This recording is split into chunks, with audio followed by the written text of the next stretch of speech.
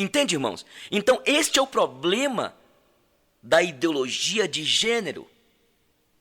Esta ideia, o conceito, a questão física é irrelevante. É preciso construir outra identidade. A criança tem de construir o que quer ser. E querem dizer isso para crianças de 5, 6 anos que não tem como depreender, como coordenar ideias. Ela está na formação dos seus conceitos éticos e morais. E eles dizem que é preciso experimentar primeiro. Você percebe onde vai isso? Como que eles querem induzir uma criança? Eles querem colocar esse estilo de vida a goela abaixo. Os ideólogos, entendeu? Desta ideia de ideologia de gênero. E aí eu quero parabenizar a nossa Câmara aqui de Montes Claros, os nossos vereadores aqui em Montes Claros, exceto um vereador que votou a favor. Mas eu quero parabenizar, eu quero voltar a dizer que nós, líderes evangélicos, protestantes, estamos seguindo, estamos olhando as decisões que estão acontecendo aqui dentro de Montes Claros, na Câmara, as leis que são votadas. E quando se fala de família, gente, quando se fala de família, aí, queridos, nós precisamos de entender que família é um projeto de Deus. Deus que idealizou a família. Eu quero voltar a dizer parabéns aos vereadores que votaram, exceto esse que eu acabei de dizer, que vai responder aos católicos que votaram nele. E neste momento eu quero dizer para você que é católico, espírita, você que é evangélico, protestante, esse momento agora não é questão de placa de denominação, é uma questão de defesa à família. E eu quero dizer que eu fico indignado com o nosso governo federal, que deixa tantas questões importantes para ser resolvidas no país e envolver em outras tão menos importantes, chegando a ser absurdas em alguns aspectos, como esta. Nós temos aí a violência, o caos na saúde, a economia numa crise terrível, afetando a vida das pessoas, além de tantos problemas de corrupção para ser apurados, o governo é empenhado em promover ainda mais o caos da sociedade. Isso mesmo, o caos, pois ele quer desconstruir os princípios da família. Esse governo tem sido, queridos irmãos, usado pelo inimigo, permita-me dizer isso aqui. Nós vivemos, eu quero dizer, olha, nós vivemos no Estado laico, mas não vivemos no Estado laicista. O que é um Estado laicista? É um Estado onde a religião é perseguida, é massacrada.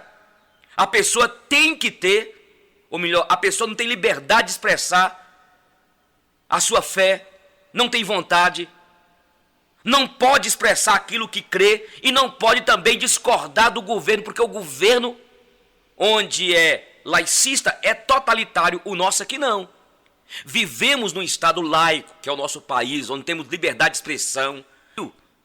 Você tem a liberdade de expressar a sua fé. Eu posso discordar do católico, eu posso discordar de uma igreja que se diz evangélica, eu posso discordar do espírita, mas cada um de nós tem a liberdade de expressar a fé, de fazer o seu culto. Então, nosso país não é laicista. Precisamos de ter respeito. Não podemos ficar com essa intolerância e ter agressão, desdém com o seu próximo, com o outro.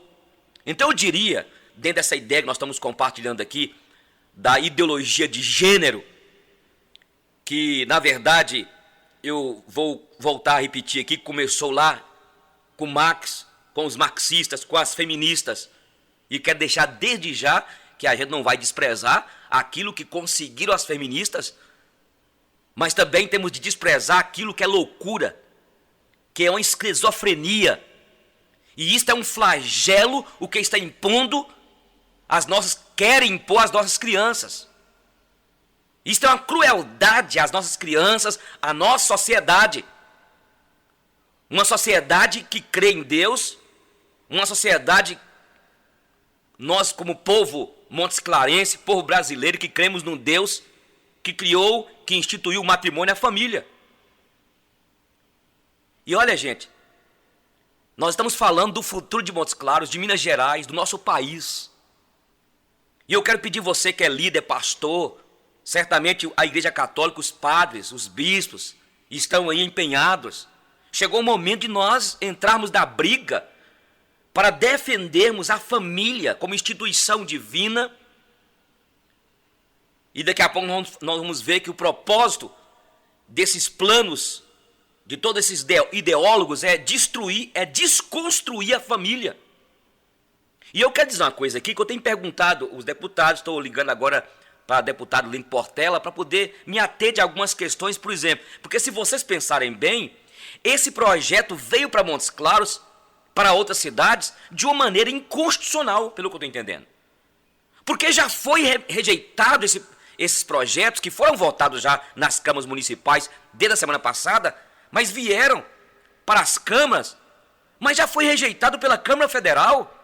Então houve uma insistência desse governo nosso, do MEC, da CONAI, de introduzir nos planos municipais de educação a ideologia de gênero goela abaixo.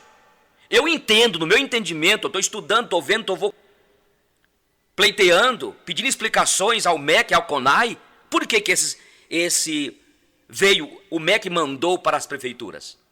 A Casa Federal já havia tirado esta matéria, rejeitou esta matéria, tirando do Plano Nacional de Educação.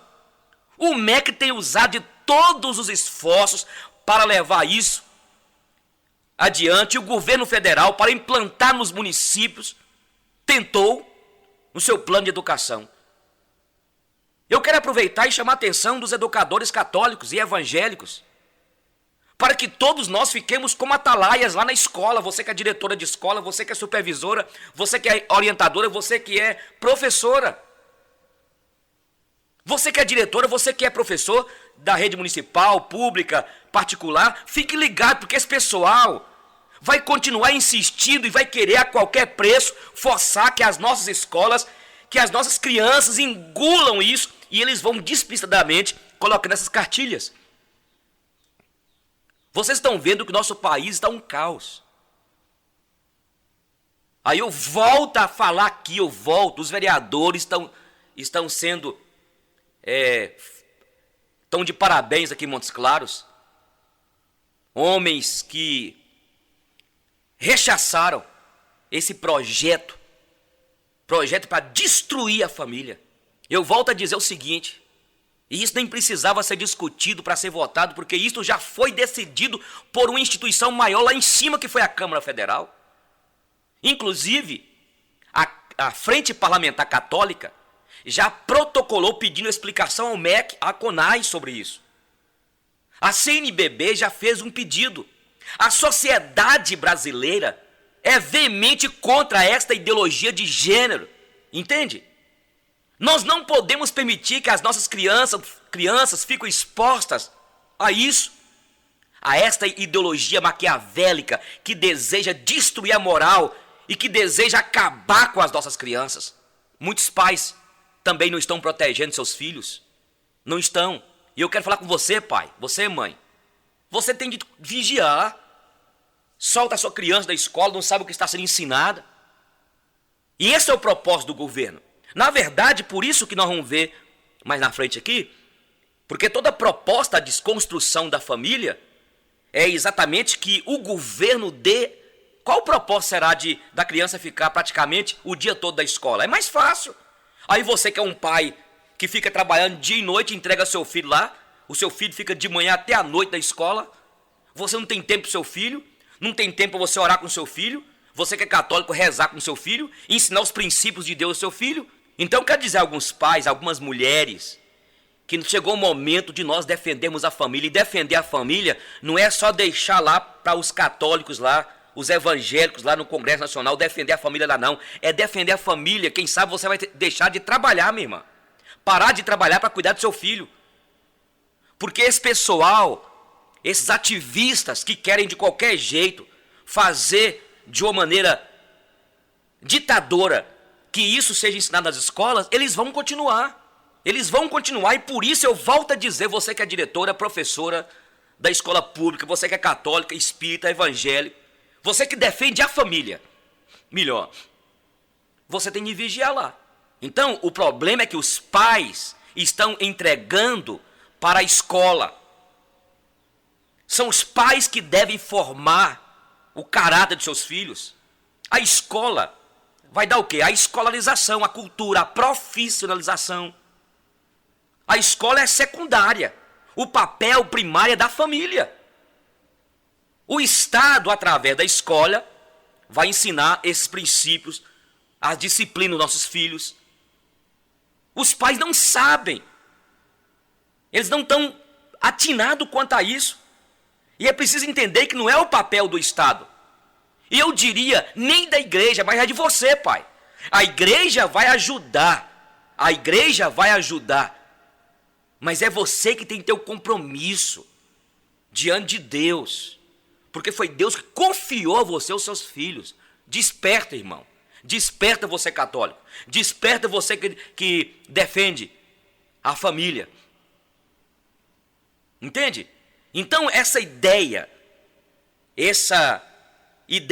desses ideólogos, a ideologia de gênero, está vindo para destruir, para acabar. Foi reprovado no governo federal, sim, a PNE o ano passado, Plano Nacional de Educação. Aqui em Montes Claros com os vereadores, parabenizo inclusive o Cláudio Prates, o vereador Cláudio Prates, que é católico, que teve apoio inclusive dos católicos da sua eleição como vereador aqui em Montes Claros. Parabenizo também o vereador André Ricardo. Estou aqui com tudo na G1 aqui, vendo o que aconteceu aqui em Montes Claros. Eu não pude estar lá, porque eu tive um compromisso, sabe? Mas parabéns ao Cláudio Prates, que pediu a urgência na votação. E aí o André que entrou com a emenda. Parabéns, parabéns. Sabe? Alguém me perguntou há poucos dias, pastor Eugênio, o senhor vai candidatar a vereador? O senhor vai candidatar um dia? Eu falei, não. Eu tenho convicção de que Deus me chamou para ser pastor. Eu sou administrador de 2 escolas, de um seminário. Eu sou pastor e Deus me chamou para isso, eu tenho convicção disso. Mas eu sou um político. Eu já apoiei vários vereadores, abertamente. Apoiei o ano passado, durante o 3º mandato, o deputado Link Portela. Apoiei agora o deputado Léo, filho de Link Portela, que tem feito uma diferença tremenda em BH, na Câmara aqui, como deputado estadual. E meu papel é esse, é apoiar aqueles, inclusive eu apoio a pessoa que tem projeto, porque eu quero ser rasgado aqui também. Ah, crente vota em crente, minha visão não é essa não. Se um crente não trouxer para mim um projeto, o que você quer? É porque eu vou defender lá os evangélicos, então tá fora a benção. Você tem que defender o cidadão, defender a nossa sociedade, entende? Então, se tiver, apoio, já pedi voto, mas eu não tenho essa vocação. Primeiro eu disse que eu não tenho chamada, eu não tenho timbre para isso. Eu prefiro ficar como eu estou, apoiando, fazendo o que eu estou fazendo aqui. E outra coisa, minha esposa já falou comigo, se você entrar para a política, eu separo de você. E se minha esposa, minha paixão, separar de mim, eu morro. Eu gosto sempre de brincar dizendo isso. Mas eu quero dizer para Cláudio Prates, André Ricardo, os demais vereadores que fizeram diferença lá, votando contra isso, parabéns. Tem a minha estima, o meu respeito, o meu carinho, a minha oração, como líder evangélico nessa cidade, como cidadão que estou aqui para defender os princípios de Deus, da moral, que estou aqui para defender a família. E nós vamos então até especificamente ao tema sobre essa ideia da gênese da ideologia de gênero.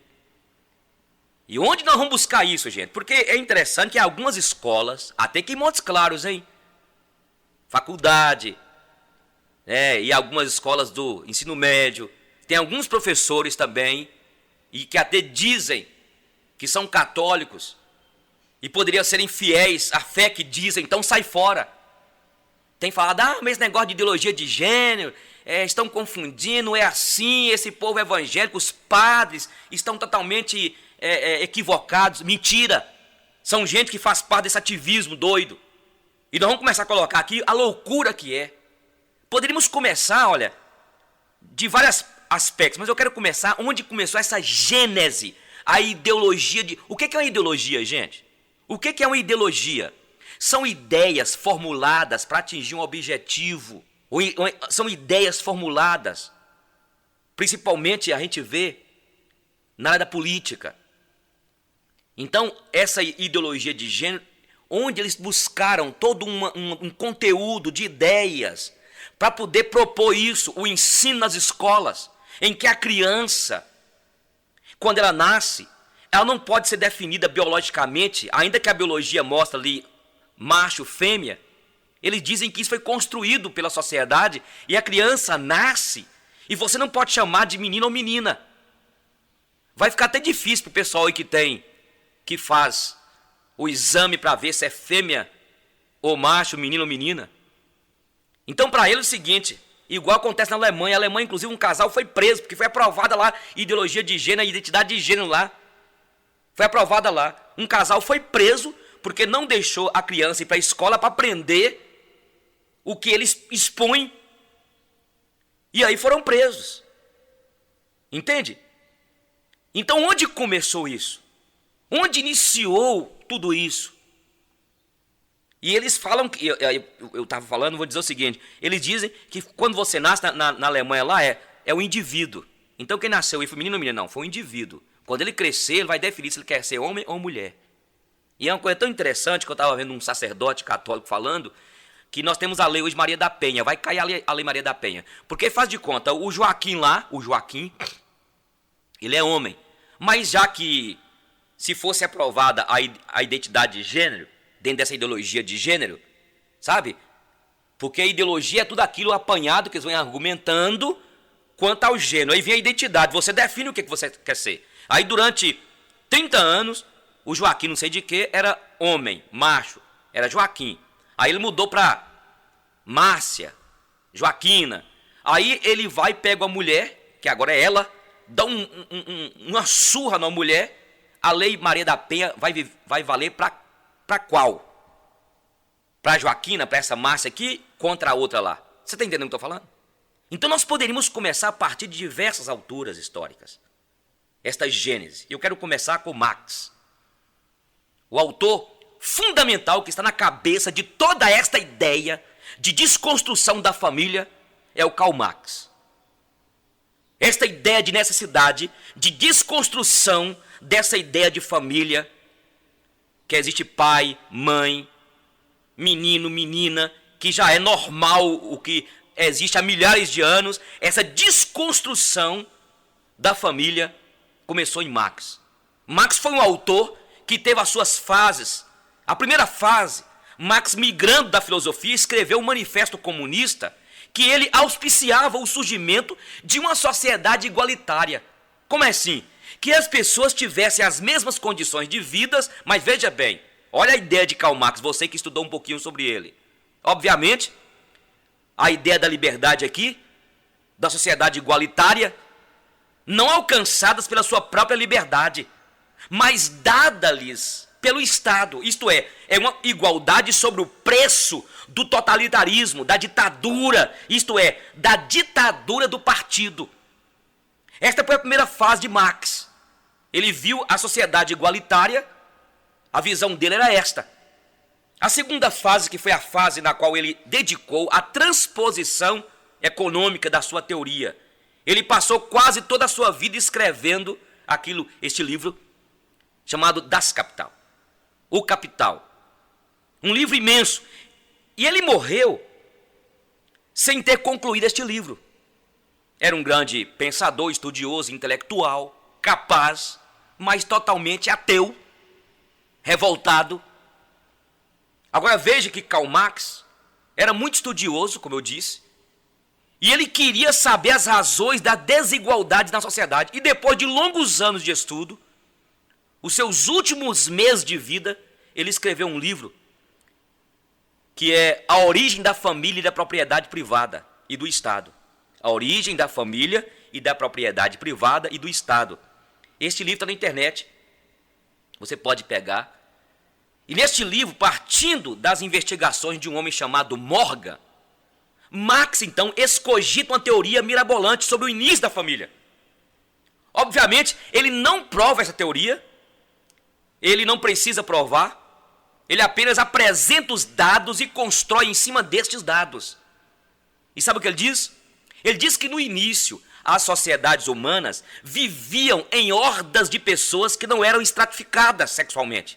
Então todos os homens mantinham relações sexuais com todas as mulheres. Nestas sociedades todos eram iguais, porque ninguém sabia quem era o pai ou quem eram seus pais. As pessoas conheciam suas mães. E isto porque a mulher era privada de força física. Então, para Marx, ele dizia que aquela sociedade não era estratificada, era uma sociedade onde havia liberdade sexual com inteira liberdade, e ali havia uma liberdade radical entre todas as pessoas.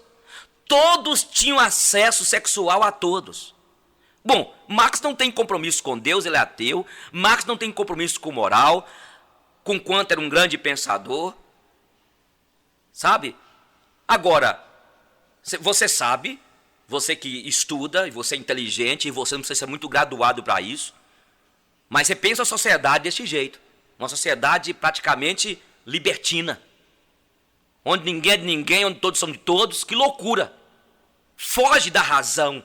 Foge dos princípios da razão. Vamos tirar a parte religiosa para vocês verem aqui. Foge. Então, segundo ele, até um determinado momento, ele diz que o macho, pela força física, se impõe ou se impunha sobre as fêmeas. E assim passou a exigir fidelidade da fêmea, reduzindo assim a sua propriedade privada. Esta, gente, que eu estou colocando aqui é uma linguagem marxista.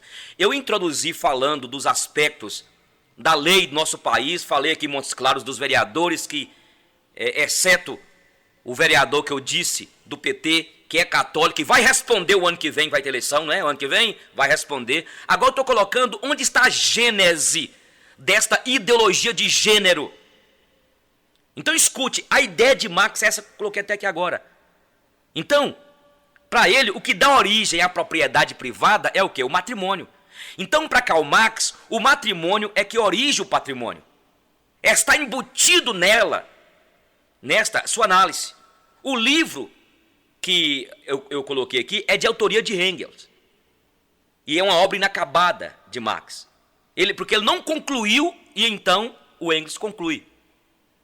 E aqui ele apresenta a família como um momento original do surgimento da desigualdade na sociedade como fonte da psicologia do poder.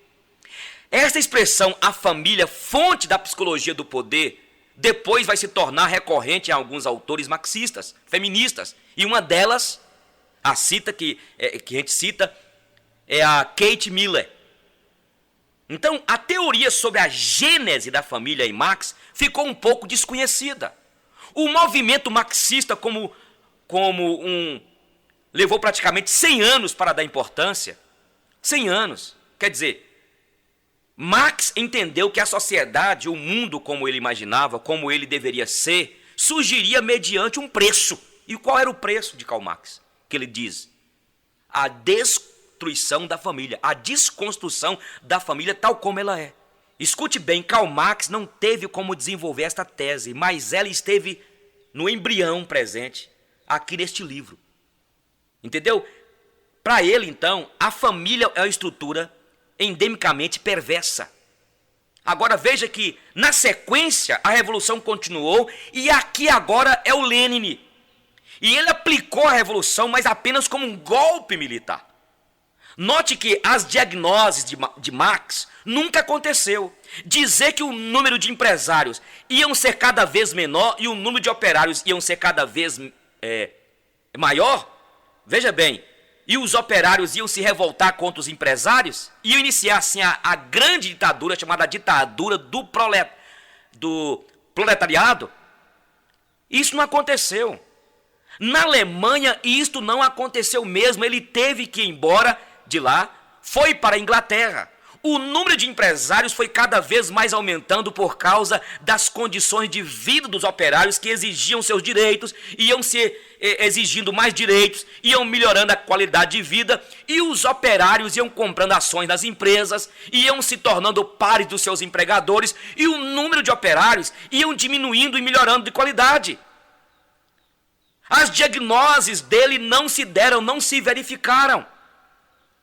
O que aconteceu na Rússia, gente, não foi uma ditadura do proletariado. Não foi.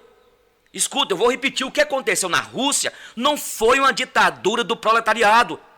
Foi um golpe militar de Lenin, que se serviu do Império de Czar e deu um golpe e usou a força, impôs uma ditadura militar. Entende? E ele ficou velho e viu que aquilo não ia dar em nada, viu que não ia para frente.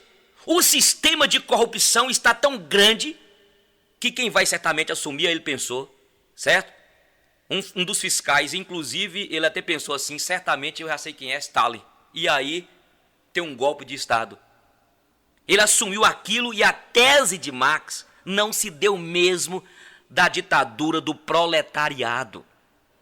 O Lenin reconheceu que para ele continuar, ele precisava de outros estratos da sociedade. Ele então resolve incluir quem? Os camponeses. Não apenas os operários, como queria Marx, ele viu que não era possível. E na medida em que o Estado totalitário começou a se impor sobre as individualidades, a família foi se desagregando. Mas como ele percebeu que a família estava se destruindo, acabando, ele viu que a sociedade ia se corromper, ele ficou com medo porque ele disse: a sociedade vai se destruir também. Porque destruindo as famílias vai destruir toda a organização, toda a instituição séria. Na verdade, ele então faz o quê? Ele recua. Ele não é tolo. Claro, tinha os seus interesses. A verdade é que ele não tinha entendido. Antes, na verdade, ele não tinha entendido a tese originária de Marx, segundo a qual a destruição da família era um passo necessário para a revolução. Agora veja que na sequência nós temos esta senhorita, a Kate Millett, que foi a primeira grande feminista radical, surgida dentro do movimento marxista. Ela escreveu esta tese no doutorado dela, que é política social. Eu volto a dizer, não estou dizendo aqui, gente, que as feministas não conseguiram muita coisa. A liberdade que foi conseguida através delas. Sabe? Mas a gente tem de fazer uma crítica, não é, sabe, exorcizar tudo que elas tiveram. Mas essa mulher escreveu aqui esta tese no doutorado dela, que é política social. E este livro de Kate Millett,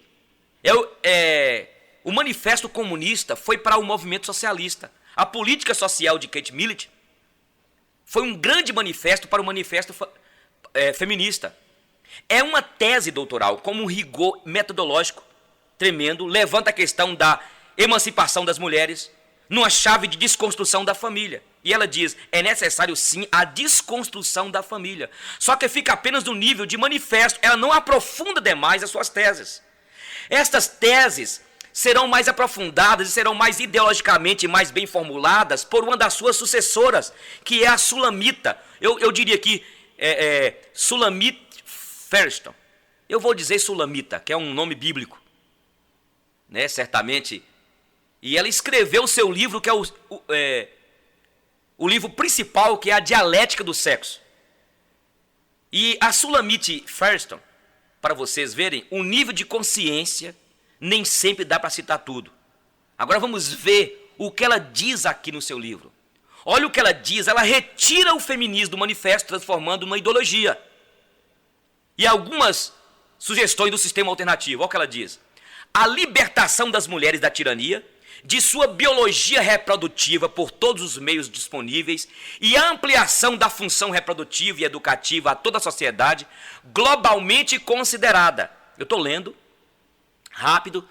O que quer dizer? Vamos tirar a mulher desta ideia de ser mãe. Essa é a ideia dela. Aqui diz o seguinte, ela não vai ser mais educadora, vamos entregar isso sobre a responsabilidade da sociedade inteira. Vamos investir nisso. Estamos falando de uma mudança radical. Libertar as mulheres de sua biologia significa ameaçar a unidade social que está ameaçada em torno de sua reprodução biológica e da sujeição das mulheres ao seu destino biológico, a família. Notem, ameaçar a unidade social, que é a família. Isso está claro, explícito aqui no que Sulamit fala. Só que ela não para por aí. Ela diz aqui no ponto 2, a total autodeterminação, incluindo a independência econômica, tanto das mulheres como das crianças. É por isso que precisamos de falar de um socialismo feminista. Com isso, atacamos a família em frente dupla, contestando aquilo em torno de que ela está organizada. A reprodução da espécie pelas mulheres e sua consequência, a dependência física das mulheres e das crianças. Eliminar essas condições já seria suficiente para destruir a família que produz a psicologia do poder. Contudo, nós a destruiremos ainda mais. Então veja, já seria suficiente essas duas coisas, mas sabe o que a mulher diz? Tem mais. Olha o que ela diz. A integração das mulheres e das crianças em todos os níveis da sociedade. Todas aquelas instituições que segregam o sexo ou separam as crianças da sociedade adulta, por exemplo, a escola alimentar, devem ser destruídas. Abaixo a escola. E se as distinções culturais entre homens e mulheres e entre adultos e crianças forem destruídas, nós não precisaremos mais da repressão sexual que mantém essas classes diferenciadas, sendo pela primeira vez a possível liberdade sexual natural. Vocês estão entendendo? Vocês estão me ouvindo? Isso é o que está por trás de toda ideologia. Alguém vem discutir comigo, apesar que eu não gosto de discutir, eu não gosto de entrevista, não gosto de debate, não vou. Mas me perguntaram esses dias uma filósofa, e falou comigo o seguinte, mas você tem que entender o seguinte, que o que estão querendo não é isso que os marxistas, revisionistas, as feministas que você está dizendo, é isso sim. É aquele negócio, uma frase, por trás está todo um conteúdo. Olha o que ela diz em quarto lugar. Assim chegaremos à liberdade sexual para que todas as mulheres e crianças possam usar sua sexualidade como quiserem. Não haverá mais nenhuma razão para não ser assim. Em nossa nova sociedade, a humanidade poderá finalmente voltar à sua sexualidade natural. Poliformemente diversa, serão permitidas e satisfeitas todas as formas de sexualidade. A mente plenamente sexuada tornar-se-ia universal. Entenda aí. O que esse povo quer? Olha o que ela diz. É possível que uma criança estabeleça sua primeira relação sexual física estreita com gente de sua própria idade por mera conveniência física, do mesmo modo que os homens e mulheres igualmente de outros fatores se preferirão um ao outro sobre os demais indivíduos do próprio sexo por simples conveniência física. Porém, continua ela, se não for assim, se a criança escolhesse a relação sexual com adultos, ainda no caso de que escolhesse a sua própria mãe genética, não existiria razões a priori para que esta rechaçasse suas insinuações sexuais, visto que o tabu do incesto acabaria a sua função. Então estou lendo aqui, gente, esta mulher está falando dos filhos terem relações sexuais com as mães. Está aqui a dialética do sexo de Sulamita Thurston. Estou citando aqui esses autores. Esta foi a contribuição das feministas. Agora vamos ver a contribuição dos demógrafos sociólogos. E aqui está o Kingsley Davis, demógrafo pertencente ao Conselho Populacional. Ele foi responsável pela mudança do eixo dos trabalhos do Conselho Populacional depois da década de 70. Ele escreveu este artigo no ano de 1967. Política populacional, os programas atuais terão sucesso? E aqui, o Davis, o Kingsley Davis, olha o que ele coloca. Ele critica a política populacional do Conselho Populacional. Ele diz, vocês estão preocupados em criar clínica de aborto, criar clínicas de esterilização do mundo, distribuir DIU, essas coisas. Nós temos de reduzir crescimento populacional a zero. Então nós só chegaremos a isso se nós alterarmos o comportamento das mulheres. E se nós fizermos as mulheres não desejarem a não ter filhos, não alteraremos, alterar a vontade, e assim nós alteraremos a sua vontade, o seu comportamento. Nós teremos de atingir o comportamento humano dentro daquilo que ele tem de mais íntimo. É uma mudança comportamental. Ele escreveu este livro, então, A Sociedade Humana, mas este livro ele explica que como a sociedade vai solidificando em usos e costumes, em leis que criam as instituições. Então ele diz, nós não conseguiremos dissolver as instituições, mudando os usos e costumes da sociedade. Então é uma mudança comportamental, uma mudança profunda. Não pode ser uma mudança meramente jurídica ou política ou de oferta, tem que ser comportamental. Essa foi a contribuição de Kingsley Davis. A terceira contribuição vem a mudança, tem a contribuição meramente marxista. E eu quero falar aqui do Carcoge. Carcoge, em 1923, ele escreveu Filosofia e Marxismo. Pensador da terceira geração, ele escreveu este ensaio Filosofia e Marxismo. Foi um grande pilar do revisionismo, do movimento marxista. Neste livro, o Carcoge dá um passo. A mudança da estrutura não se dá apenas alterando, sabe? A ideia dele é o que Marx dizia: tem que mexer na estrutura, a superestrutura cai. Por isso, ele viu que a família era uma superestrutura, o Carcoge. Ele dizia que para mexer na mudança, precisa mexer no universo ideológico. No fundo, o que ele diz é a revolução teria que vir pela grande estrutura, que é destruir então a família. Depois do Carcoge, veio Max Horkheimer. Ele escreveu Autoridade e Família. E está aí no Brasil, enquanto o ensaio dele, a teoria crítica. Ele desenvolveu a teoria que as instituições da sociedade nascem dentro de um conceito de autoridade, e conceito de autoridade nascem dentro da família. Então, se nós não mexermos com a família, nós não vamos mexer com o conceito de autoridade e as instituições se manterão. Para destruir as instituições, é preciso destruir primeiramente a família, porque é a família que consolida a sociedade. Interessante que na época da Segunda Guerra Mundial, foram mais de 6 milhões de judeus que morreram. Sabe? Eles tentaram mexer. Não foi assim? Tentaram arrancar a ideia de Deus do coração deles. E eles descobriram que, na verdade, quando desestabiliza a família, eles conseguem muita coisa. Então, o que eu estou colocando aqui é de uma maneira subliminal que eles colocam.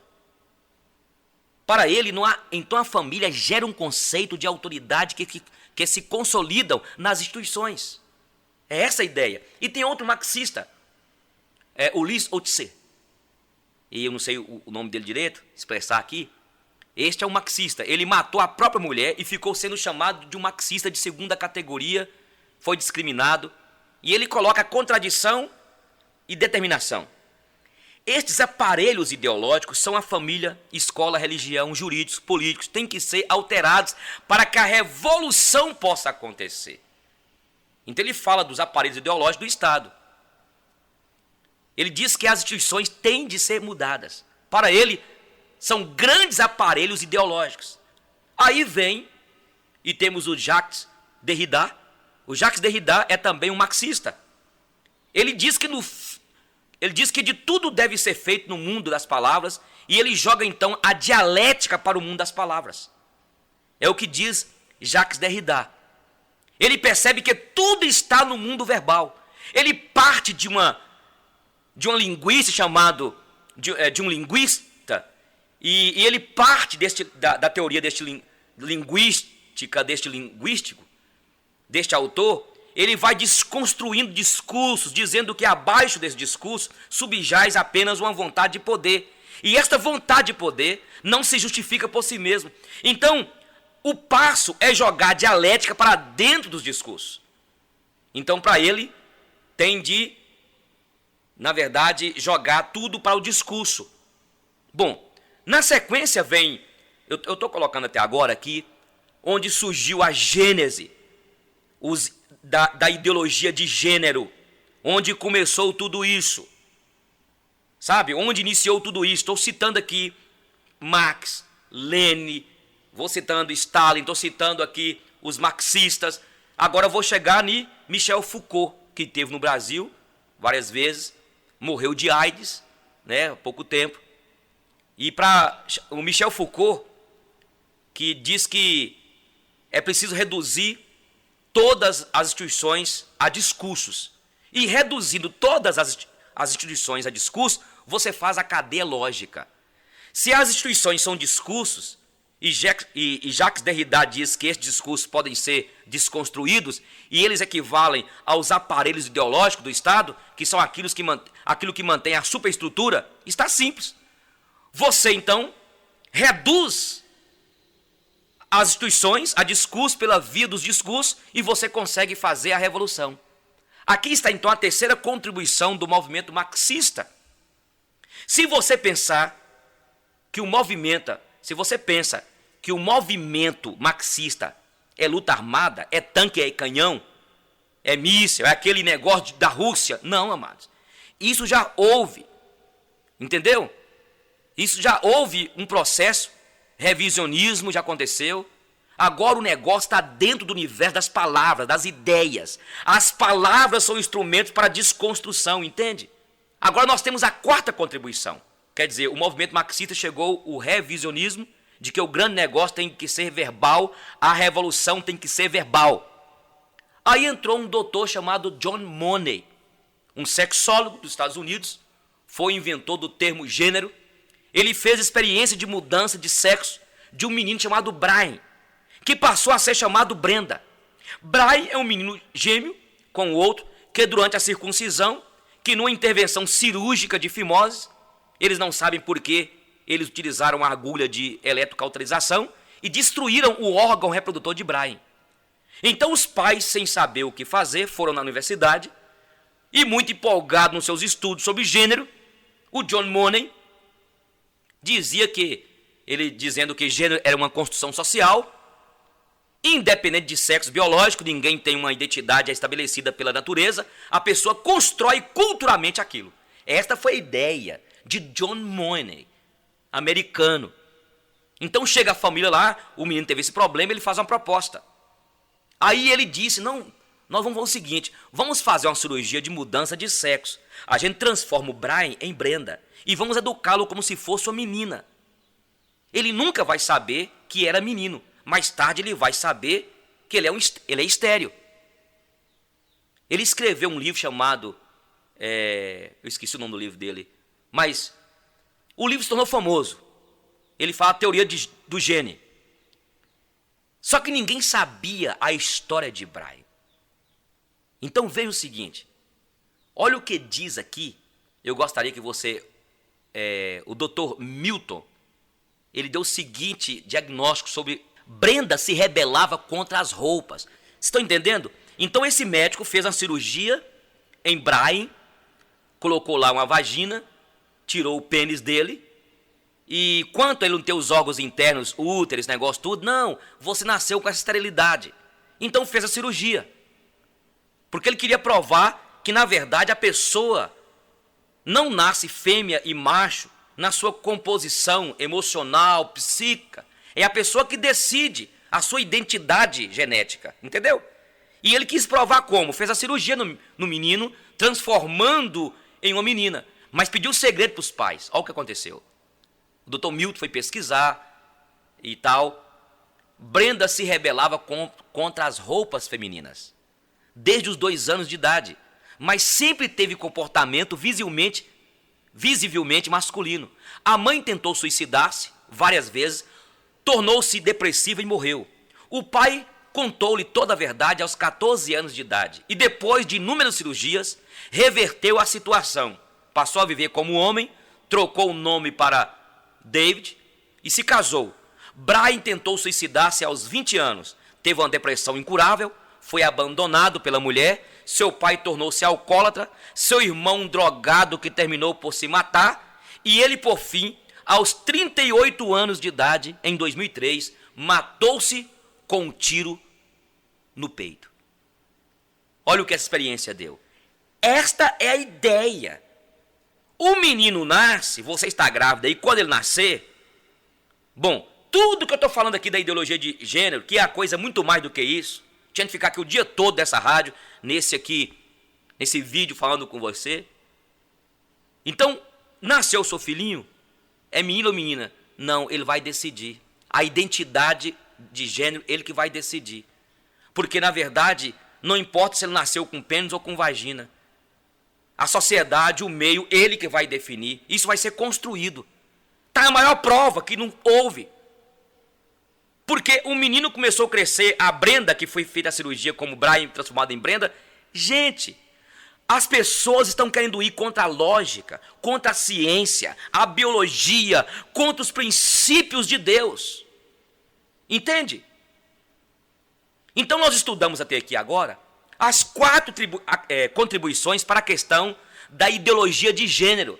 E eu quero pedir, você que é pastor, líder, a sua cidade aí, você que é em Montes Claros, os padres estão fazendo isso, nós precisamos de ensinar isso para nosso povo, porque o ano que vem tem eleição aqui em Montes Claros, nós teremos eleições de deputados federais, estaduais, presidente logo, e quem faz as leis é a Câmara Municipal, mas voltando lá para cima, os deputados federais, o Senado.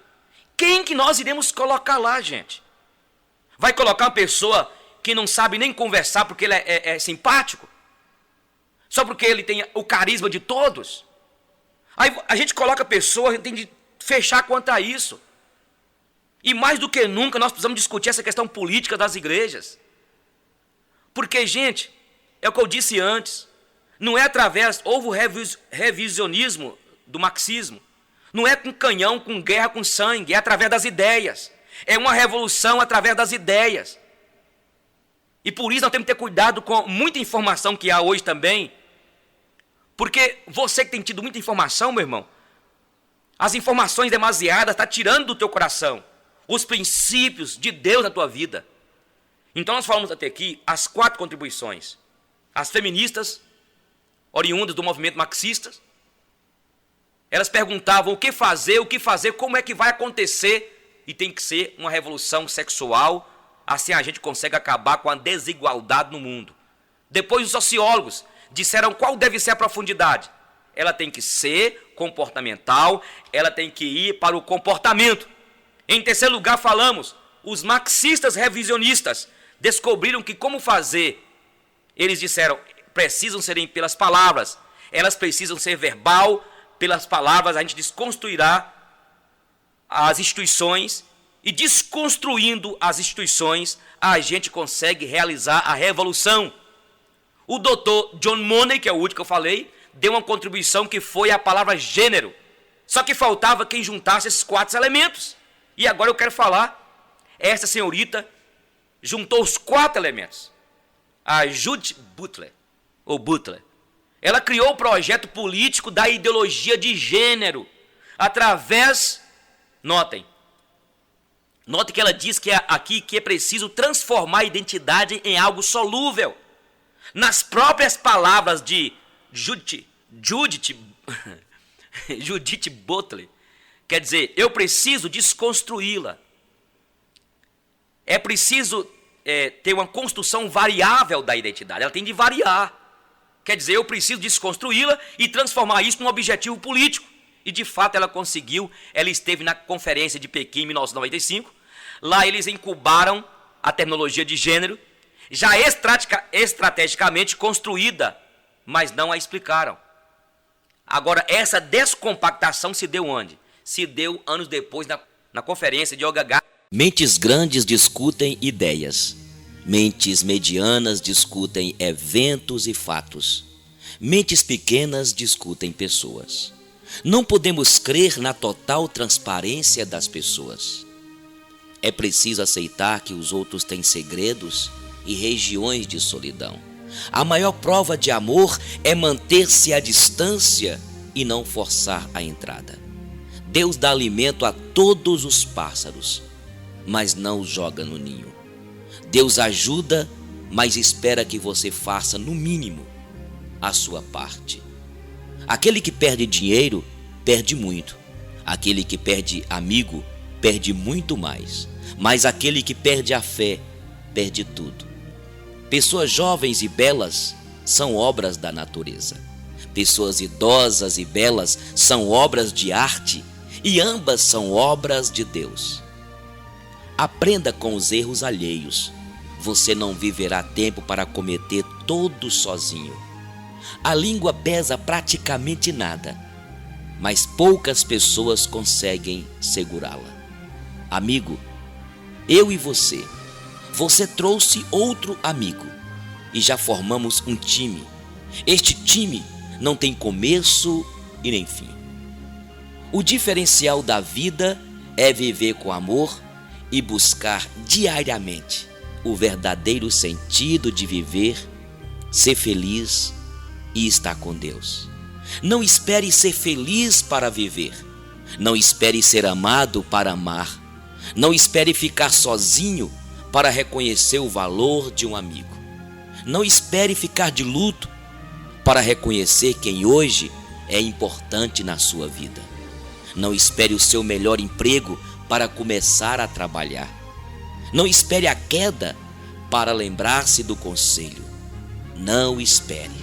Não espere a enfermidade para reconhecer o quão frágil é a vida. Nem espere encontrar a pessoa perfeita para então se apaixonar. Não espere a mágoa para pedir perdão. Não espere a separação para pedir a reconciliação. Não espere a dor para acreditar na oração. Não espere elogios para acreditar em si mesmo. Não espere. Não espere o tempo para servir. Não espere que o outro tome a iniciativa se você foi o culpado. Não espere ouvir "eu te amo" para ouvir "eu também". Não espere ter dinheiro aos montes para então contribuir. Não espere o dia da sua morte para então amar a vida. Então, o que você está esperando? Não passe a vida sendo metade do que você deveria ser. Sonhos podem sim se realizar. Nunca se subestime. Lute pelo que é correto. Guardar ressentimentos dentro de nós só nos deixa doentes. O amor bate em nossas portas de maneiras e formas diferentes. Amar demais nunca é demais. Amar de menos é demais. É necessário ouvir a voz do coração. Honestidade é tudo.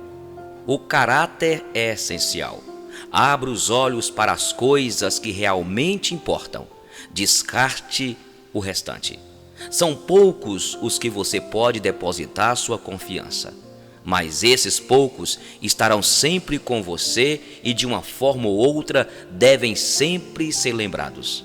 Não faça da rotina um estilo de vida.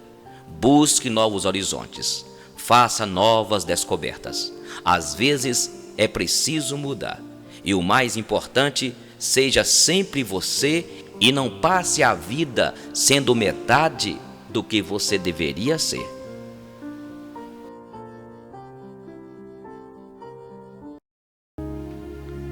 Louvor ao Deus Criador. Bendiz, ó minha alma, ao Senhor. Senhor Deus meu, como Tu és magnificente, sobrevestido de glória e majestade, coberto de luz como de um manto. Tu estende o céu como uma cortina, pões nas águas o vigamento da Tua morada.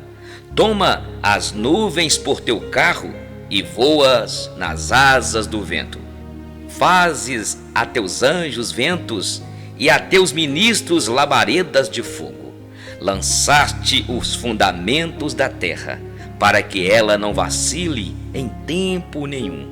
Tomaste o abismo por vestuário e a cobriste. As águas ficaram acima das montanhas. A Tua repreensão fugiram à voz do trovão. Bateram em retirada. Elevaram-se os montes, desceram-se os vales até o lugar que lhes havias preparado. Puseste as águas divisa que não ultrapassarão, para que tornem a cobrir a terra. Tu fazes rebentar fontes no vale, cujas águas correm entre os montes. Dão de beber a todos os animais do campo. Os jumentos selvagens matam a sua sede. Junto delas tem as aves do céu o seu pouso, e por entre a ramagem desferem o seu canto. Do alto de tua morada regas os montes. A terra farta-se do fruto de tuas obras. Fazes crescer a relva para os animais, e as plantas para o serviço do homem, de sorte que da terra tira o seu pão, o vinho que alegra o coração do homem, o azeite que lhe dá brilho ao rosto e o alimento que lhe sustém as forças. avigoram-se as árvores do Senhor e os cedros do Líbano que ele plantou, em que as aves fazem seus ninhos, quanto a cegonha, a sua casa é nos ciprestes. Os altos montes são das cabras montezinhas, e as rochas o refúgio dos alganazes. Fez a lua para marcar o tempo, o sol conhece a hora do seu ocaso. Dispões as trevas e vem a noite, na qual vagueiam os animais da selva. Os leãozinhos rugem pela presa e buscam de Deus o sustento. Em vindo o sol, eles se recolhem e se remontam nos seus covis. Sai o homem para o seu trabalho e para o seu encargo até a tarde. Que variedade, Senhor, nas tuas obras! Todas com sabedoria as fizeste. Cheia está a terra das tuas riquezas. Eis o mar vasto, imenso, no qual se movem seres sem conta, animais pequenos e grandes. Por ele transitam os navios e o monstro marinho que formaste para nele folgar. Todos esperam de ti que lhes dês de comer a seu tempo. Se lhes dás, eles o recolhem. Se abres a mão, eles se fartam de bens. Se ocultas o rosto, eles se perturbam. Se lhes cortas a respiração, morrem e volta ao seu pó. Envias o teu espírito, eles são criados, e assim renovas a face da terra. A glória do Senhor seja para sempre. Exulte o Senhor por suas obras. Com só olhar para a terra, ele a faz tremer. Toca as montanhas e elas fumegam. Cantarei ao Senhor enquanto eu viver. Cantarei louvores ao meu Deus durante a minha vida. Ser-lhe agradável a minha meditação, eu me alegrarei no Senhor. Desapareçam da terra os pecadores, e já não subsistem os perversos. Bendiz, ó minha alma, ao Senhor. Aleluia. O amor. O amor não prende, liberta. Ame porque isso faz bem a você, não por esperar algo em troca. Criar expectativas demais pode gerar decepções. Quem ama de verdade, sem apego, sem cobranças, conquista o carinho verdadeiro das pessoas.